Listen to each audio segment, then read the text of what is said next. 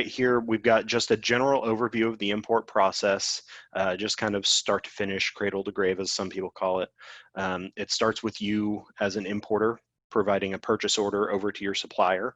Your supplier is going to manufacture those goods. Goods are going to get loaded at their factory, and then they're going to depart their factory and arrive at the origin port. It's not really until that point that U.S. Customs starts. The first part of U.S. Customs is going to be that importer security filing. That has to be done 24 to 48 hours prior to departing the last foreign port. What I mean by last foreign port is if you have goods that are departing from, let's say, Yantian, a lot of times goods that depart from Yantian will transship in Kaohsiung, Taiwan, or something along those lines. ISF does not have to be filed until it before it departs the last port before it departs for the US. So if it transships in Kaohsiung and then from Kaohsiung goes to the US, ISF needs to be filed at Kaohsiung. It can be filed earlier. Earlier is always better, but it must be filed prior to departing. Otherwise, you are at risk for a $5,000 late ISF penalty. That's going to vary by port in the US. It really shouldn't, but it does. So depending on where you're shipping, you're more or less likely to have that fee assessed against you. So it's just something to be aware of. Once those goods do depart from the origin port, the next part of the customs process is really more of a record keeping and documentation standpoint. That's when the required commercial documents need to be provided to your broker.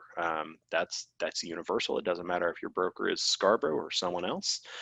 So you've got to be able to provide the commercial invoice and the packing slip and a copy of the bill of lading. The purpose of that is because we need to be able to file our customs entry by the time it docks in the US. That's the ideal timing. And having those commercial documents are what allow us to do that. So that commercial invoice is going to provide obviously the value of the shipment. It's going to tell us about that product.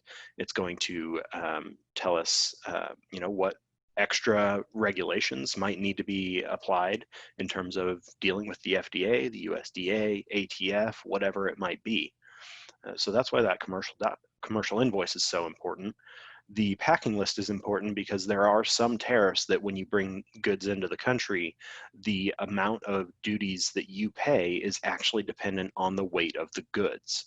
This is very common in things like textiles or food products.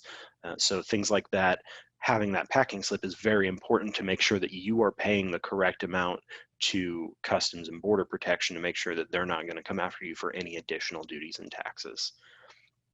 And then that bill of lading that I was talking about is important for several reasons. One, because that is your bill of sale for the goods, essentially. It's kind of like your title to the goods. Once we have either an original version of that, a physical stamped original, or a telex express release or surrendered version of it, that tells us as a broker that you have paid your supplier and that everything is good on that end and that we are okay to release those goods to you.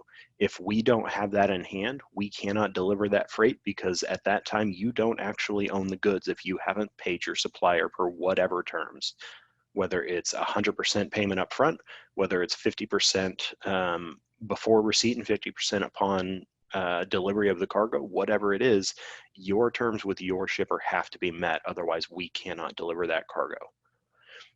So once we've filed that customs entry, as I said, we deal with CBP, we deal with those PGAs, partner government agencies such as FDA, USDA. And then the importer of record can view that entry data in their ACE portal if you've signed up for an ACE portal. We always encourage you to sign up for an ACE portal. It doesn't matter how big or small you are as an importer. That's going to have all of your import data, no matter who your brokers are filing.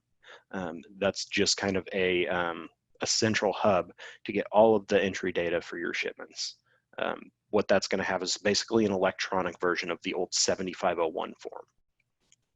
So once the entry is filed, the rest of this is mostly domestic from here. So the goods arrive at the US port, they move inland, whether it's breaking at the port and moving inland via IPI service, whether it's moving inland on the rail and coming to Kansas City or Omaha or what have you.